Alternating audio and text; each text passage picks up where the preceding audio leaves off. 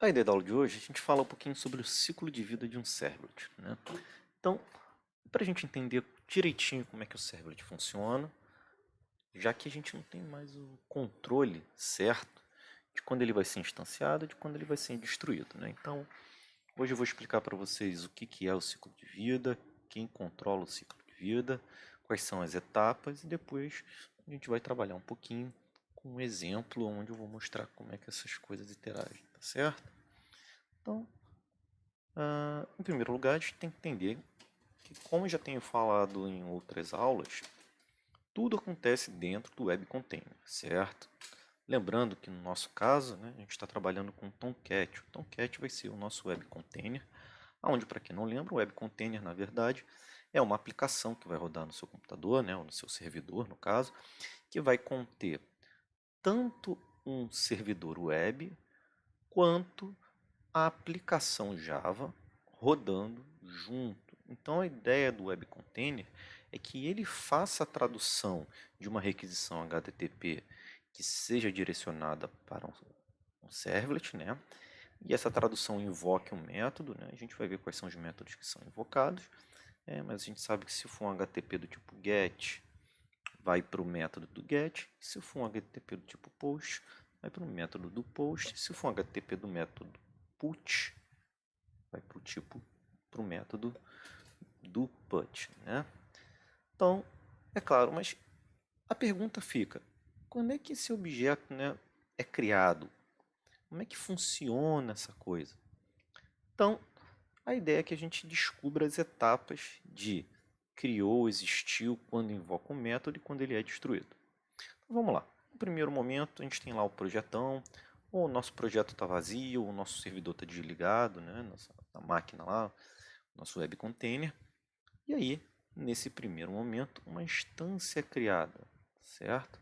Então, para a criação da instância do servlet acontecer, eu tenho que não ter uma instância dele. Observa, a gente ter uma instância na máquina não significa que ela não possa ser acessada de forma paralela. Então, o que vai acontecer na prática é que requisições diferentes chamam os métodos dessa instância em threads diferentes, tá certo? Então, cria uma instância, caso ela não exista, daqui a pouquinho eu falo um pouquinho mais sobre isso. Em seguida, o método service é invocado, né? Uma mensagem enviada para ele, e aí esse método service vai ser o cara que vai fazer algumas diretivas iniciais para chegar na tradução lá do método get ou post. Então, lembrando, requisição HTTP do tipo get vai invocar o método do get. Do método post vai invocar o método do post. Aqui só tem get e post, que é o que a gente vai trabalhar no curso. Mas se for do put, se for delete, do delete, e assim vai, tá certo?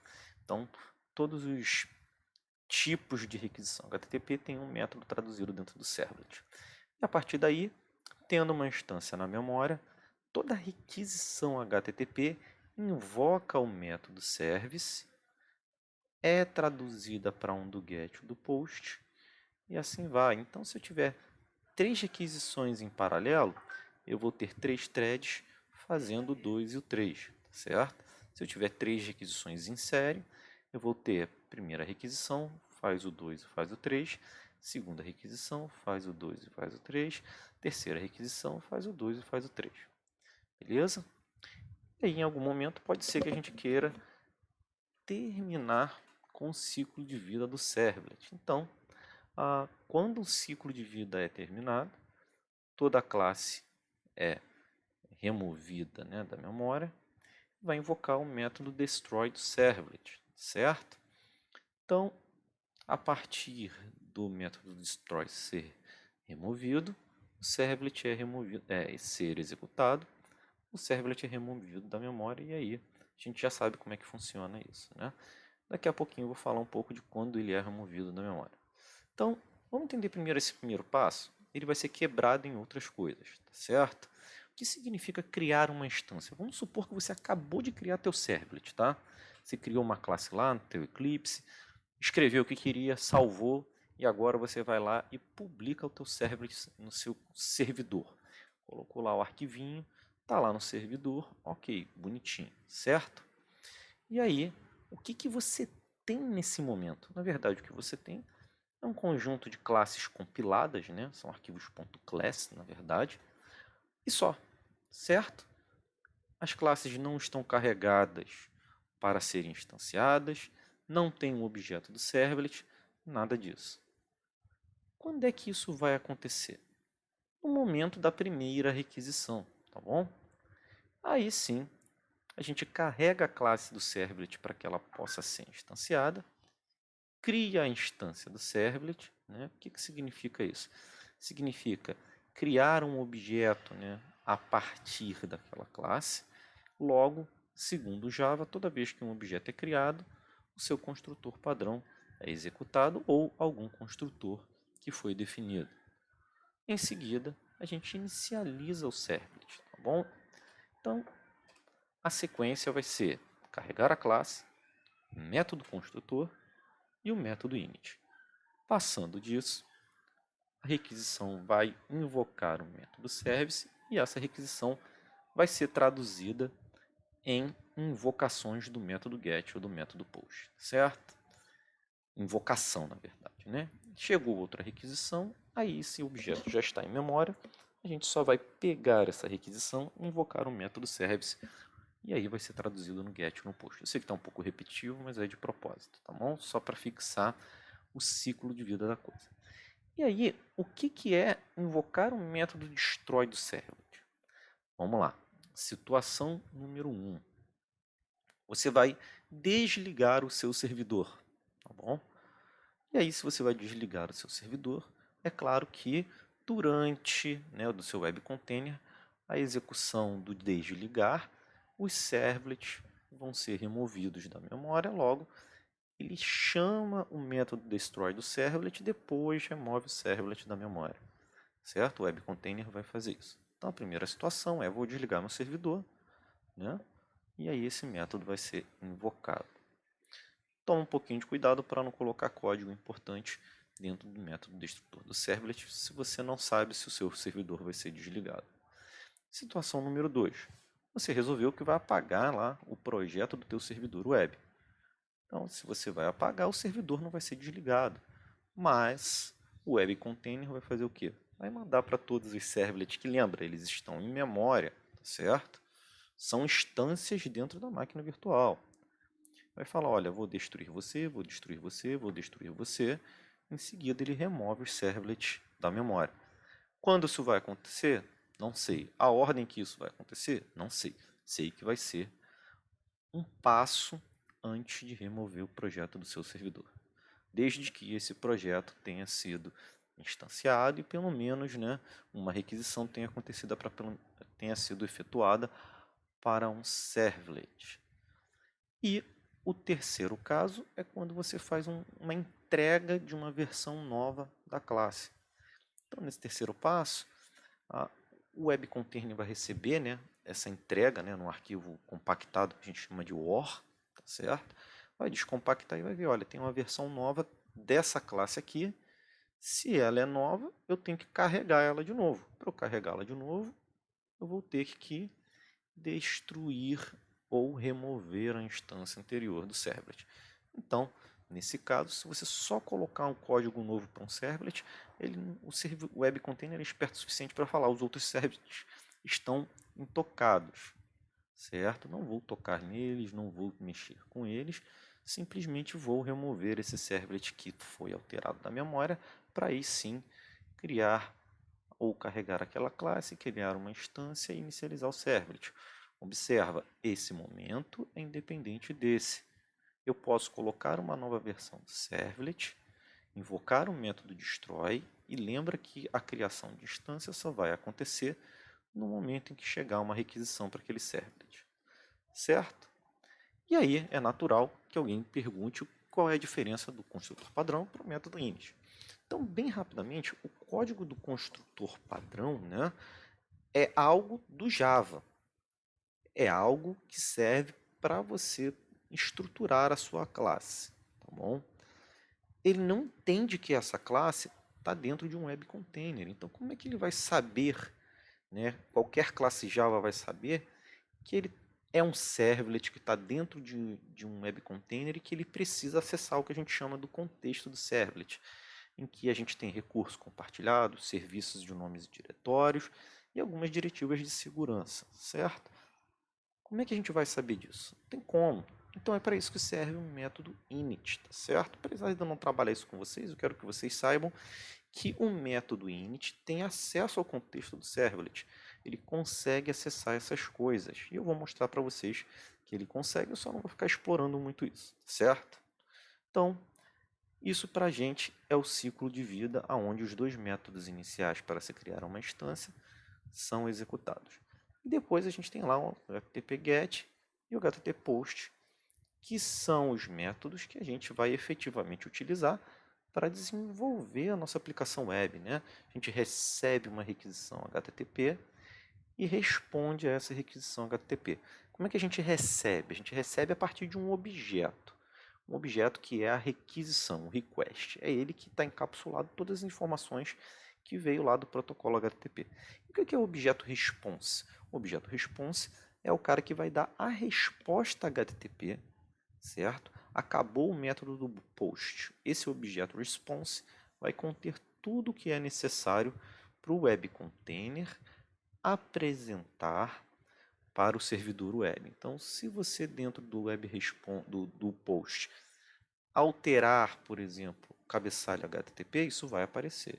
Se você imprimir algo dentro da tela, né, quando eu chego à tela, é da página que vai ser apresentada. Isso também vai aparecer no momento em que o método do post for encerrado e esse objeto for repassado para o web container que vai transferir isso para o web server, né? Então, por exemplo, exemplo de coisas que a gente pode fazer com o objeto response, né? O setContentType. O setContentType, como a gente viu, content type é dizendo qual é o tipo de conteúdo de resposta da requisição HTTP. É text XML, text HTML, text CSV, ou um arquivo binário, ou alguma outra coisa, né? Imagem e formato JPG, PNG. Bom, então, pelo método setContentType do objeto response, a gente pode alterar isso. E aí a gente já viu alguns exemplos em que a gente pega o método getWriter, que serve para quê? Para escrever dentro do arquivo HTML que vai ser retornado para o web browser, tá certo? Então, a partir de agora, eu queria mostrar rapidamente para vocês um pequeno exemplo que eu já deixei pronto aqui, tá? Só para a gente não perder muito tempo nesse vídeo, para não ficar muito longo, desses métodos sendo invocados. Então, temos aqui o nosso querido Eclipse, algumas classezinhas, e o nosso navegador que, por enquanto, só está olhando lá para a página do Google, certo? Então vamos lá, o que eu fiz? Eu criei uma classe LifeCycleTest. Eu criei um servlet novo, que é só para testar o ciclo de vida, tá bom? O que é isso aqui? Método construtor. Nome da classe está igualzinho, então ele é um método construtor padrão. Eu sobrescrevi um método construtor padrão. Super significa que nesse momento ele vai chamar o método construtor padrão da superclasse, que é um método construtor padrão de HTTP Servlet, tá certo? E aí em seguida eu imprimi no console que o método construtor foi invocado. Por que eu coloquei depois? Porque por definição, para invocar o método construtor da classe pai, ele tem que ser o primeiro método a ser invocado na classe filha. Não posso fazer ao contrário, tá bom? Vamos lá. Método init. Vou imprimir que o método init foi invocado, tá bom? Em seguida, eu invoco esse método, superclasse, chamo o método init. E aí é claro que vocês já perceberam que tem um objeto servletConfig. O que esse servletConfig me traz? Ele me traz todas as coisas que o método construtor não vai saber. Então é aqui que eu passo, por exemplo, o contexto em que esse servlet se encontra, tá bom? Então, bem rapidamente para vocês verem, ó, get servlet context, tá vendo? Get servlet name. Você pode listar os servlets que tem nesse contexto e outras coisas. Então, como eu disse para vocês, no método init, o servlet tem um conhecimento maior de que esse objeto, né, essa instância dessa classe está dentro de um contexto, dentro de um web container. E ele consegue manipular essas coisas. Então, de novo, ó, peguei o config, chamei o método da superclasse. Lembrando que esse método aqui não é o método construtor. Então, eu não sou obrigado a colocá-lo na primeira linha. Por isso que eu botei o system.out.println na primeira aqui e aqui eu coloquei na segunda. Então, lembrando, toda vez que chegar uma requisição na minha aplicação, se eu não tenho instância, o que ele faz? Chama o método construtor, depois chama o método init. Em seguida, como é uma requisição, ele vai efetuar o quê? A invocação do método service. Fiz de novo, ó. Imprimi uma mensagem para a gente ver que o service foi invocado. E depois chamei o service lá da superclasse. E aí, por fim, eu quis sobrescrever o método destroy, estão vendo? Onde eu chamei o método destroy superclasse.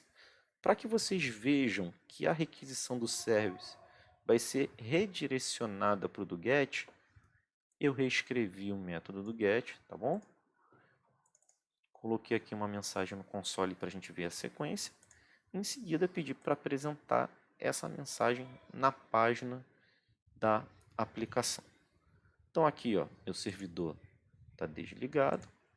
Vou limpar meu console aqui, ó.